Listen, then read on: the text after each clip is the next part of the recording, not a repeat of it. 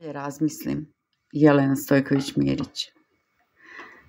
Kad bolje razmislim, pisala sam prvim plakanjem, oštro negodujući na sumorne bolničke scene, očigledno želeći da se rodim na nekom mnogo prijatnijem mestu. Pisala sam stopalima i rukama duboko uronjenim u oblake, pogledom grleći sve ono što duša prepoznaje svetlo. Pisala sam mrštalicom i ostalim borama. Kad bolje razmislim, pisala sam prvom spoznajom sanki, spuštanjem niz padine svetlucavih snova.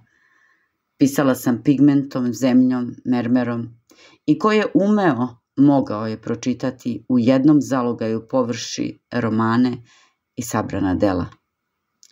Kad bih uspela da pobedim i preživim sve fatamorgane, naslonila bih se na palmu mastila i tako pisala. Pisala sam kosom, dirigujući vetrovima. Pisala sam nosom i usnama. Podsvest se uporno otimala od besmisla. Nazovimo ga privremeno tako, dok ne budem imala više snage za dešifrovanja. Oprostivši se od rime, mnogih nameta, zakona, pravila, osetila sam lepotu bezakovnog lebdenja. Nad nepreglednim niskama znakova i ostala zanavek u slobodu zaljubljena.